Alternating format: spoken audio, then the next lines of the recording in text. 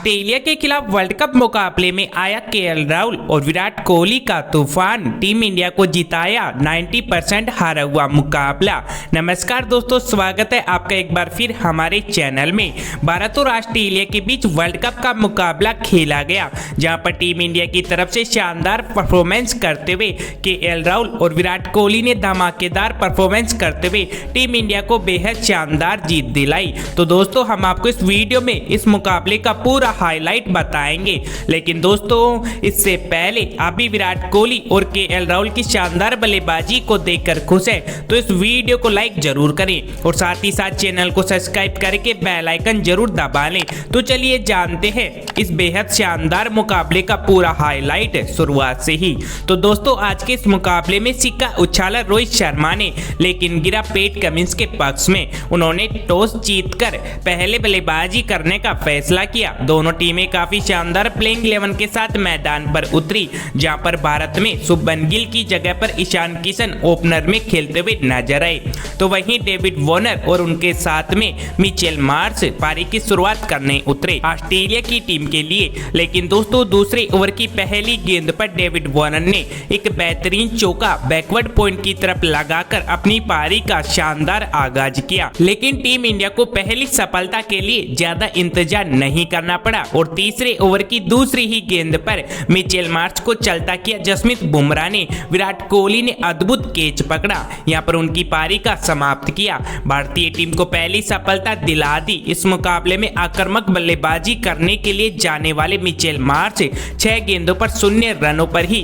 Pavilion चलता हो गए। इसके बाद दोस्तों, यहां पर स्टीव स्मिथ और उनके साथ मिलकर डेविड वार्नर ने टीम के स्कोर को काफी शानदार तरीके से आगे बढ़ाया, जहां पर दोस्तों शानदार परफॉर्मेंस करते हुए डेविड वार्नर ने हार्दिक पांड्या के 7वें ओवर की दूसरी व चौथी गेंद पर 2 बेहतरीन चौके जड़े। तो वहीं पर इसके बाद दोस्तों इसी ओवर की लास्ट गेंद पर स्टीव स्मिथ ने भी एक शानदार चौका लगाया, यानी कि दोनों बल्लेबाजों ने मिलकर इस ओवर में 3 बाउंड्री निकाली। इसके बाद हार्दिक पांड्या एक बार फिर जब गेंदबाजी कराने के लिए 11वां ओवर डालने आए तो उनके इस ओवर में भी 2 बेहतरीन चौके स्टीव स्मिथ के बल्ले से देखने को मिले और दोनों बल्लेबाजों के बीच 50 रनों की अटूट साझेदारी 62 गेंदों में ही पूरी हो चुकी थी। लेकिन इसके बाद शानदार बल्लेबाजी कर रहे डेविड वार्नर की पारी को समाप्त किया कुलदीप यादव ने। 17वें ओवर की तीसरी गेंद पर कुलदीप यादव को ही कैच थमा बैठी डेविड वार्नर और बेहतरीन कॉटन बोल्ट के जरिए पवेलियन भेज दिया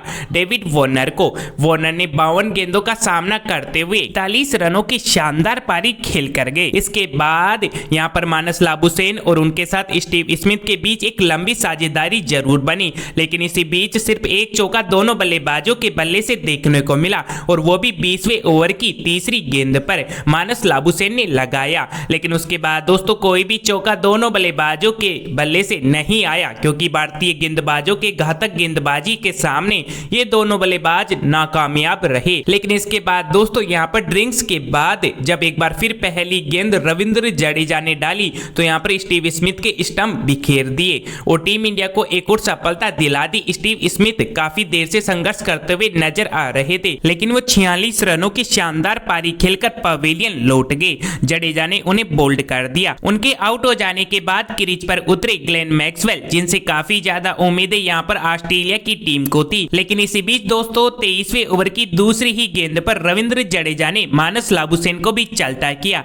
यहाँ पर बेहतरीन कैच पकड़ा विकेट कीपर केएल राहुल ने और भारतीय टीम को एक और सफलता रविंद्र जडेजा ने दिला दी मानस लाबुशेन के रूप में। और अब टीम इंडिया का पलड़ा भारी हो चुका था इस मुकाबले में। तो वहीं मानस लाबुशेन 41 गेंदों का सामना करते हुए 27 रन बनाकर पवेलियन लौटे। इसके बाद नए बल्लेबाज के रूप में एलेक्स कैरी आई और एलेक्स कैरी गए, क्योंकि 30वें ओवर की चौथी गेंद पर रविंद्र जडेजा ने उनको एलपीडब्ल्यू आउट करके पवेलियन भेज दिया और टीम इंडिया को एक ही ओवर में 2 सफलताएं दिलाकर मुकाबले में जबरदस्त वापसी करा दी और 2 गेंदों का सामना करते हुए 0 पर ही चलता हो गए एलेक्स कैरी। वहीं पर दोस्तों ऑस्ट्रेलिया की टीम के बल्लेबाज 21 से लेकर 30 ओवरों तक सिर्फ 34 रन ही बना पाए। इस दौरान उनके बल्लेबाजों के बल्ले से महज चौके ही दिख रहे थे, छक्के तो बिल्कुल भी नहीं दिखे। इसके बाद अच्छी बल्लेबाजी कर रहे ग्लेन मैक्सवेल को भी पवेलियन भेजा कुलदीप यादव ने और 36 29वें ओवर की 5वीं गेंद पर उनको बोल्ड करके पवेलियन भेजा। यहाँ पर मैक्सवेल 25 गेंदों का सामना करते हुए महज 15 रनों की पारी ही खेल कर गए। इसके बाद यहाँ पर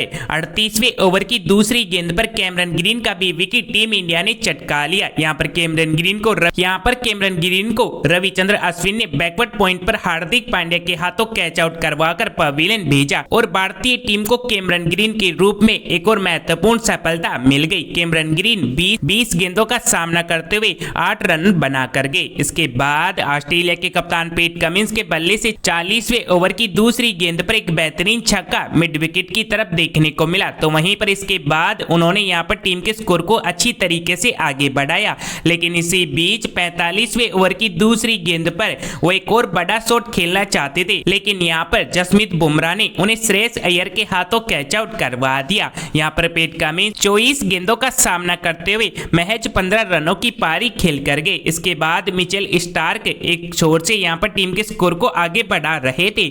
मिचेल स्टार्क के बल्ले से अच्छी पारी भी देखने को मिली, लेकिन इसी बीच दोस्तों 49वें ओवर की दूसरी गेंद पर हार्दिक पांड्या ने एडम चंपा को विराट कोहली के हाथों कैच आउट करवाकर एक और सफलता टीम इंडिया की झोली में ढाल दी, यानी कि 9वां विकेट ऑस्ट्रेलिया की टीम का गिरा। लेकिन इसके बाद मिचेल स्टार्क ने यहाँ पर एक और शानदार चौका लगाया 39वें ओवर की 5वीं गेंद पर। तो वहीं पर उनके बल्ले से 50वें ओवर की दूसरी गेंद पर भी एक और शानदार चौका देखने को मिला। उनकी शानदार बल्लेबाजी के चलते ऑस्ट्रेलिया ने भारत के सामने 200 रनों का विशाल स्कोर रखा। वहीं पर इस लक्ष्य का पीछा करने उतरी टीम इंडिया की तरफ से पारी की शुरुआत करने उतरे कप्तान रोहित शर्मा, तो उनके साथ थे ईशान किशन। लेकिन दोस्तों पहले ओवर की चौथी गेंद पर ही टीम इंडिया को पहला बड़ा झटका ईशान किशन के रूप में लगा। ईशान किशन का कैच स्लिप में शानदार कैमरन ग्रीन ने पकड़ा और वो अपना खाता भी नहीं खोल पाए और एक गेंद पर शून्य पर ही चलता हो गए। इसके बाद दोस्तों यहाँ पर दूसरे ओवर की तीसरी गेंद पर कप्तान रोहित शर्मा के रूप में एक और झटका टीम इंडिया को लगा। रोहित शर्मा को एलपीडब्ल्यू आउट करके पवेलियन भेजा जोश हेजलवुड ने, वो भी अपना खाता नहीं खोल पाए और महज 6 गेंदों का सामना करते हुए 0 रन के स्कोर पर ही पवेलियन लौट गए। इसके बाद दूसरे ओवर की आखिरी गेंद पर श्रेयस अय्यर भी अपना कैच डेविड वार्नर को थमा बैठे और टीम इंडिया को दूसरे ओवर में 2 रनों के स्कोर पर ही तीसरा बड़ा झटका भी लग चुका था। श्रेयस अय्यर भी महज 0 रनों पर ही पवेलियन लौट गए। दोस्तों 2 ओवरों के अंदर ही भारतीय टीम ने अपने तीनों बड़े विकेट गंवा दिए और अब मैदान पर मौजूद थे विराट कोहली के साथ श्रेयस अय्यर। दोस्तों लगातार गिरी 3 बड़ी विकेटों ने इन दोनों बल्लेबाजों के ऊपर दबाव बना दिया, जिसके चलते दोनों बल्लेबाज काफी सावधानी के साथ खेल रहे थे।